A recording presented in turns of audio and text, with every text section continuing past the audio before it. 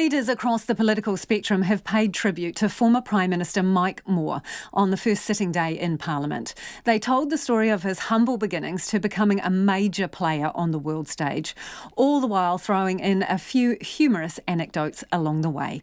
Our political reporter Charlie Dreaver was there and filed this report.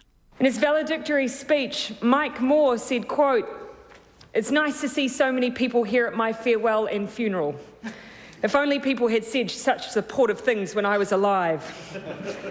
I'm sorry, Mike, you're going to have to watch this chamber once again set aside time to commend your many achievements."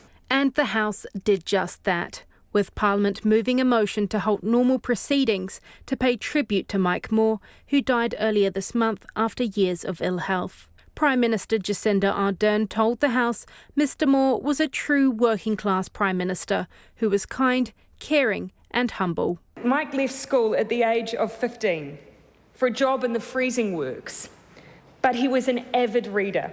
That he made his way to Parliament just 8 years later is a testament to his work ethic, his dedication and his intellect. National Party leader Simon Bridges said New Zealand has lost one of its staunchest advocates for free trade, who spent his entire life fighting for what he believed in. One of the things Mike said in one of his interviews, I think on the 9th Floor interview on RNZ, that stuck with me was the greatest betrayal we can make of our people is to not care. No one could say Mike didn't care, and courageously so, about the people that he served. Simon Bridges said Mr Moore's leadership at the World Trade Organization was short but significant, spreading free trade to the far-flung reaches of the world. As Jane Clifton noted, Mike Moore was like the opposite of LMP, world famous just not in New Zealand. As I've said, Mike never lacked courage and was a great parliamentarian. New Zealand First Leader Winston Peters has fond memories of Mr Moore's championing of lamb burgers, witty turn of phrase and helping New Zealanders in all walks of life. But he remembers some of Mike Moore's more personal successes too.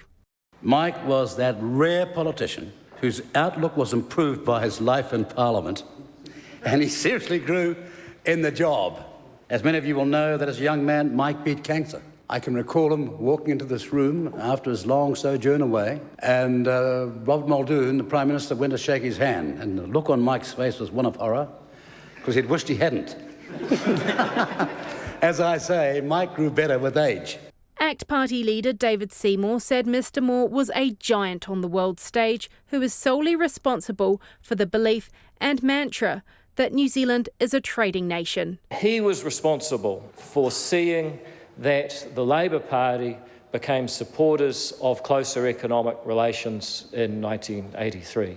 Without that sort of consensus in this House, we couldn't have made that relationship with our nearest neighbours a model for the world in trade relationships. This theme of cross-partisanship would actually come to punctuate his career. That ability to bridge the gap between the political parties was once again evident in the House today. The question is now that the motion be agreed to. Those of that opinion will say aye. To the contrary opinion, no. The ayes have it. Mike Moore's public funeral will take place on Friday. From Parliament, for Checkpoint, call Charlie Dreaver, DNA.